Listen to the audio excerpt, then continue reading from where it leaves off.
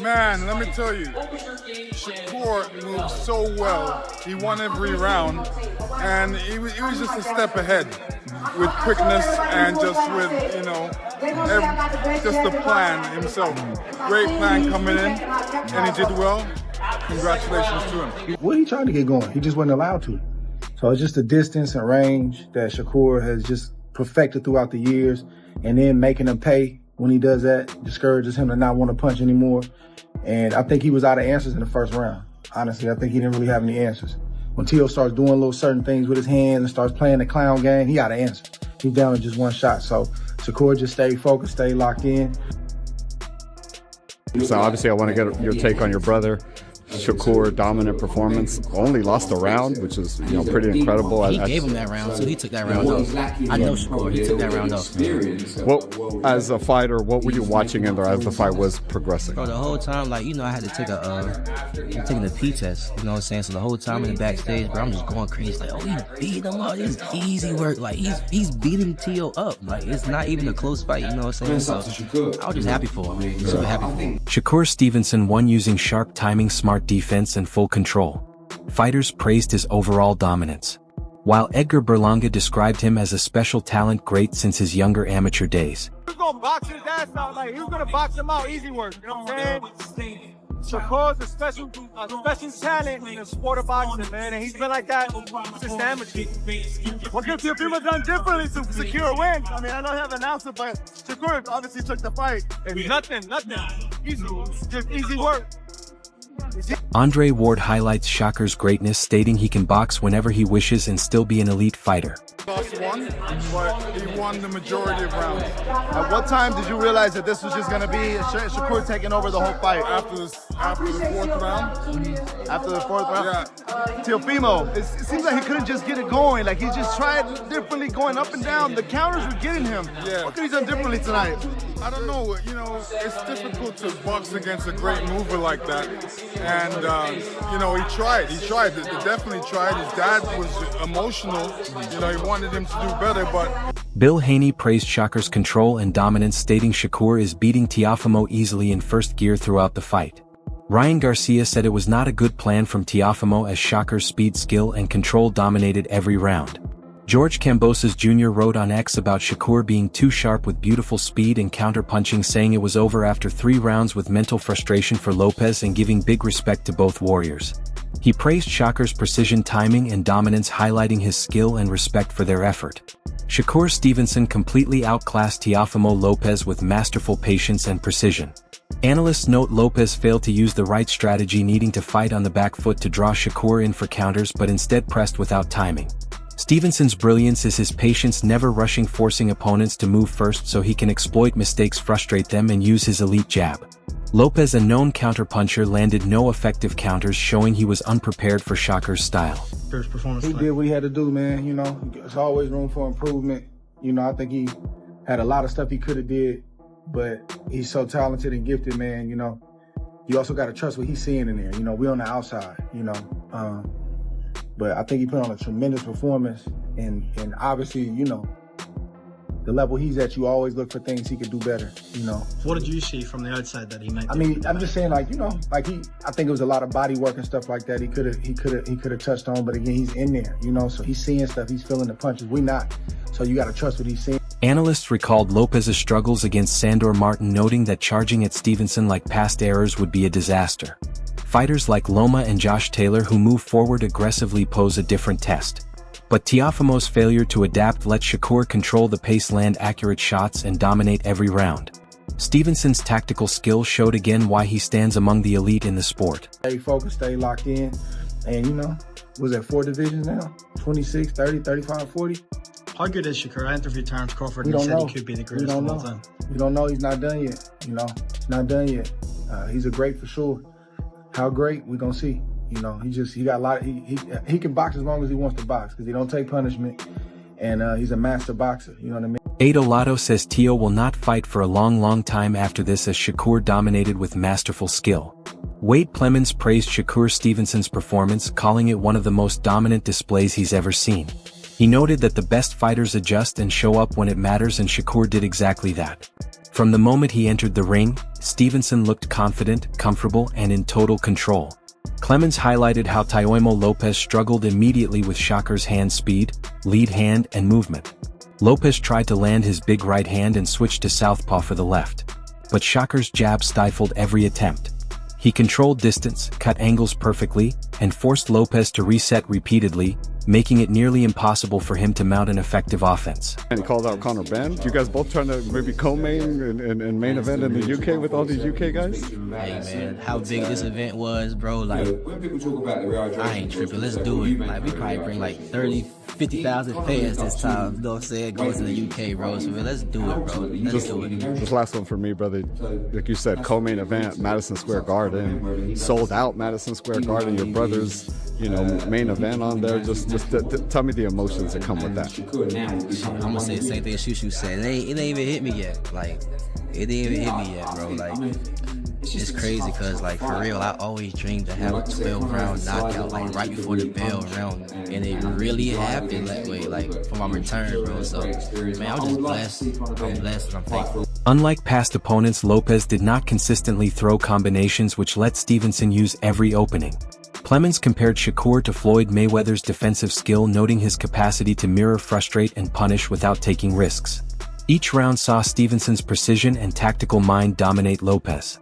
Clemens finished by stating this one secures Shakur as a top boxer globally, displaying defensive genius, ring intelligence, and elite timing that almost no one can match. Needed to do to get around this? Well, in my mind, the opposite of what he really did on the night. He needed to be on the back foot more, trying to get Shakur to come forward, to time Shakur with his own work. Teofimo Lopez is best when he's counterpunching, and in this fight, he was not counterpunching for 1 second, one moment of the fight. I didn't see him throwing counterpunches. And that is because the thing that makes Shakur Stevenson, in my mind, so different from everybody else is that he's so patient. He never feels pressure to make the fight. He'll always make you go first. And in doing so, he can make you miss, and then oftentimes he can make you pay. But also, over time, you become so frustrated that you become more and more hittable, and he just picks you off with that elite southpaw jab. And the thing I'm talking about with Teofimo and southpaws, and why I knew that rushing Shakur would be so bad, it was all from that Sandor Martin fight that I broke down in my pre-fight analysis, where I showed you the checked lead hook of Martin, how he was able to time Teofimo entering the pocket. Aid Oladipo praised Shakur Stevenson's performance, highlighting his control despite moving up in weight. Shakur bullied Teofimo at points, even saying in the corner he felt stronger. When clinching, he showed control, easily pushing Teofimo back, displaying both a physical and tactical edge. Though Teofimo was the naturally bigger man and had talked of fighting top names at higher weights, Shakur outboxed him, moving forward and backward. Every punch, whether in combinations or alone, landed with perfect timing, showing Stevenson's skill.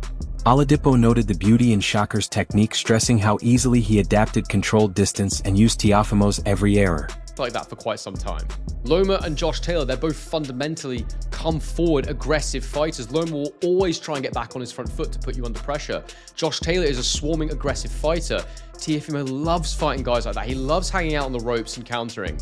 Against Lomachenko, the thing we saw that he was just too big and strong and powerful for him, which is why one of the biggest pre-fight questions was, is Shakur Stevenson big enough? Will he get a bit gun-shy if Teofimo starts firing those big shots to the body? The answer was absolutely not. And I did do an analysis of the size beforehand, and I worked out that it wasn't really going to be that much. I do actually think that Teofimo put on a bit of size for this fight. I think he came in a bit heavier. He had a lot of water in his cheeks. You could see it a couple of days out from the fight. So he was clearly waterloading to do a decent cut. I know he came into the ring at 147 against Barboza. Their fight was at 140. He weighed 147 pounds on the night. But I do think he was heavier in there tonight to try and get an extra. He spoke of the welterweight division, noting Shakur's abilities make him a serious threat with little in his way. While Shakur could polish his approach at lighter weights, his climb through higher divisions shows his adaptability and top-tier talent. Oladipo ended by saying Shakur Stevenson is not just technically superb but also physically commanding, mentally focused, and ready to face the very best, securing his place as one of boxing's most thrilling and well-rounded fighters today. A lot more comfortable even in his ring walk, let alone when the fight started. But when it did start, you saw very quickly two things. Teofimo Lopez is going to have real problems with the hand speed of Shakur Stevenson, his lead hand, and that Teofimo wanted two really specific things early in this fight. Number one, he clearly wanted to land his big right hand over the top. And again, it was off of one or two punches. then switch to southpaw and try to land the left hand while covering distance. And it was I won't say basic attack, but it was a fundamental problem with that attack from Teofimo Lopez. He was having real trouble getting to Shakur Stevenson. He could not get past the lead hand. The jab was stifling him. He was having trouble cutting the ring. He was having trouble getting to the outside foot. This is an orthodox southpaw matchup where Teofimo needed to step to his left to try to push the lead hand away, or at least get head off center line if he wanted to throw. Paulie Malignaggi praised Shakur Stevenson's technical skill, calling his right hook very good and noting how it cut Teofimo Lopez's eye. He highlighted Shakur's command of positioning, explaining how Stevenson could hold a high guard, make Teofimo run into his body, or step just out of range to frustrate him. Paulie detailed how Shakur varied his counters with left uppercuts to the head and body, mixing precision and timing. He stressed Stevenson's ability to jab from any range, moving forward, backward, or standing still, making it almost impossible to get close to him. Interview to his right side, right into the left hand of Shakur Stevenson, which, by the way, in the first round, Shakur didn't really even throw a backhand. It was just jab. And every time he would touch him with the jab, Teo had to reset and reset and reset again and again and again. One of the big problems coming into this fight that you wondered was, William Zepeda didn't really give Shakur trouble. In my mind, I was there live watching that fight, and Shakur kind of handled all that adversity from William Zepeda. Handled a lot of adversity there. But the difference in that fight and this one was Zepeda was there with combination punching, right? He wouldn't just throw 1 or 2 punches at a time. He would throw 3, 4, and 5. And maybe once in a blue moon, a couple would get through and Shakur might get touched with something that you usually don't see him get hit with. Teofimo Lopez doesn't fight like that. He fights very selective on the front foot and the back foot. And again, Teo's probably a better back foot fighter than he is a front foot fighter, but he wanted to come out early and make a statement, so he was trying to. Paulie also noted Shakur's control in the later rounds, walking Teofimo down and ruling the exchanges while holding the crowd's attention. He explained that skilled jabbers like Stevenson avoid falling for traps, as their jab sets the ideal range, making opponents pursue them. Paulie concluded that Shakur's blend of speed, precision, defensive smarts, and positional control makes him extraordinarily tough to defeat. He also considered Shakur's future bouts possible rematches and the reasoning behind big fights like a Gervonta Davis matchup, while praising Stevenson's talent and suggesting his pound-for-pound status. Shakur's showing proved why Paulie and other experts see him as a total elite and strategically masterful fighter in modern boxing. In the smaller weight classes, and Shakur bullied him at times. Shakur even said in the corner, didn't he, like, I'm stronger than him. I can feel it. And when you clinch with someone, like if you've sparred or anything, you just know when you clinch with someone, you're like, whoa, 1 second, I can push this guy back and bully him a bit. Remember, Teo's supposed to be the bigger guy. Teo's the one that's been calling out Crawford when Crawford was 147. Teo called him out when he was at 154, saying, I'll get to 154. Teo's a big, strong guy. And Shakur just bullied him. Outboxed him on the back foot, outboxed him on the front foot. Every time Teo came in and kind of tripped himself, going over his front foot, the punches and bunches and just the single shots were just beautiful from Shakur Stevenson. Beautiful. We might have something here, We might have something because, I look at that 147 division and look, there's still... Shakur Stevenson dominated Teofimo Lopez, displaying sharp timing, perfect precision, and unmatched ring intelligence. He controlled the distance, outthought every attack, and left Lopez frustrated, proving he is one of boxing's most skilled and complete fighters. I've been so aggressive. No. So this guy really could go to 147 and win a title there. He could be a 5-weight world champion in his next fight. He could. He's 28 years of age. 28. It's crazy. I saw something today. This is a bit of a going off track here, but I saw something today about the weight champions. Oscar De La Hoya was a 4-weight world champion at 24. I think some people sleep on how good Oscar was because of his antics now. Oscar De La Hoya was a 4-weight world champion at 24. Crazy. Broner at 25 was a 4-weight world champion. But you could argue that what thing he's doing, Shakur Stevenson is beating the best. Maybe didn't get the chance to do it at 135 because he didn't fight Gervonta, he didn't fight Devon, he didn't fight Vasily Lomachenko. Fight disciples Adam Catterall and Nick Pete reacted to Shakur Stevenson's masterful win over Teofimo Lopez, calling it absolutely sensational. Adam confessed he could hardly believe it, recalling his fear Shakur might struggle as the smaller man against a larger, stronger foe similar to Lomachenko versus Teofimo. Watching the fight, he described himself as slack-jawed and floored, stunned by Stevenson's technical skill. Nick stressed Shakur's artistry, noting his flawless control of range, balance, and position. Teofimo seldom landed clean because Shakur was elusive, sharp, and always a step ahead. Adam pointed out that even when Teofimo tried combos, Stevenson reset perfectly, landing counters that left Lopez completely lost. Of position. He's a defensive specialist. I think the broadcast made a good point. He's more like Floyd Mayweather than he's Terence Crawford. Crawford was a little bit more offensive. All these guys, to be that good, you have to be a master of position regardless. But you know, he does strike me a little bit in the mold of a Mayweather in that effectiveness from the position game. First of all, that southpaw jab is something sick. I mean, he's got a really snappy, sharp southpaw jab. He throws it in various ways, from various looks. He'll keep it in a shoulder roll look and throw it. He'll extend it. Sometimes he throw it short. Sometimes he'll extend it really hard and like turn his back into it and turn his shoulder into it. You know, kind of blade. And sometimes he'll throw it really short.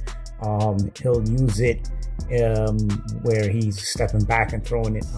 Both analysts agreed Shakur's performance lifted him to elite status, comparing his skill, control, and defensive mastery to the sport's all-time greats.